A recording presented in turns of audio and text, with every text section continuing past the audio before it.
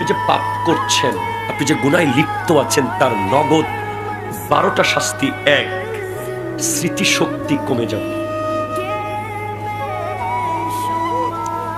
আপনার দেখবেন এখন মুখস্থ করেছেন, এখন ভুলে গেছে। আর দেখবেন আপনার দাদা 20 বছর আগের কথা ক্লিয়ার বলে দিচ্ছে।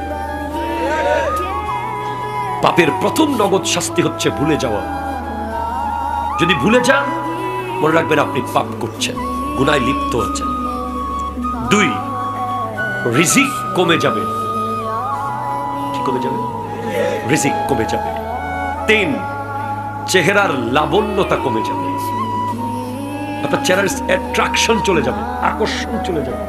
আপনি কালো হন আর সাদা হন, অনেক সাদা মানুষকে দেখলেও মনে শান্তি লাগবে না, আবার অনেক কালো মানুষকে দেখলেও মনে শান্তি লাগে। 4, রোগ ব্যাধি বেড়ে যাবে। 5, জ্ঞান বুদ্ধি লোপ পাবে। ডিসিশন নেবেন, ভুলভাল হবে। সিদ্ধান্ত নেবেন, অ্যাপ্রোপ্রিয়েট হবে না। 6, ডিপ্রেশন, সব সময় পেরেশানি, মন খারাপ। গুনার অন্যতম মারাত্মক শাস্তি মন খারাপ। এরপরে 7, লজ্জা শরম চলে যাবে। যত গুনাহ করবেন তত লজ্জার পর্দা উঠে যাবে। 7টা বলেছি। 8, নেক কাজে অনীহা।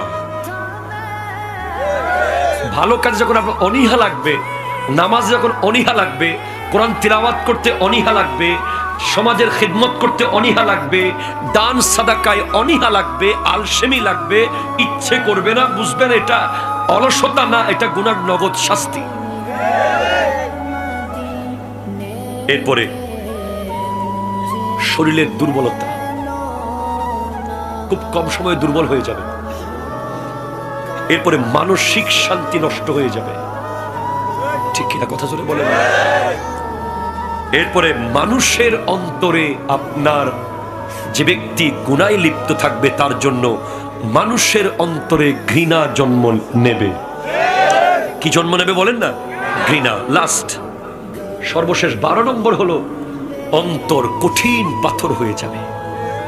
এই 12টা আলামত যদি আপনি দেখেন যে আপনার চেহারার সৌন্দর্য কমে গেছে, আপনার স্মৃতিশক্তি কমে গেছে, আপনার রিজিক কমে যাচ্ছে, রোগ ব্যাধি বেড়ে যাচ্ছে, জ্ঞান লোপ পাচ্ছে, সব সময় হতাশা কাজ করছে, এরপরে লজ্জা শরম কমে গেছে, মানসিক শাস্তি কমে গেছে, নেক কাজে অনীহা জন্মেছে, শরীর দুর্বল হয়ে গেছে, মানুষ আপনাকে ঘৃণা করছে এবং অন্তর কঠিন পাথর হয়ে গেছে, বুঝবেন আপনি গুনায় লিপ্ত আছেন, লিপ্ত আছেন, লিপ্ত আছেন।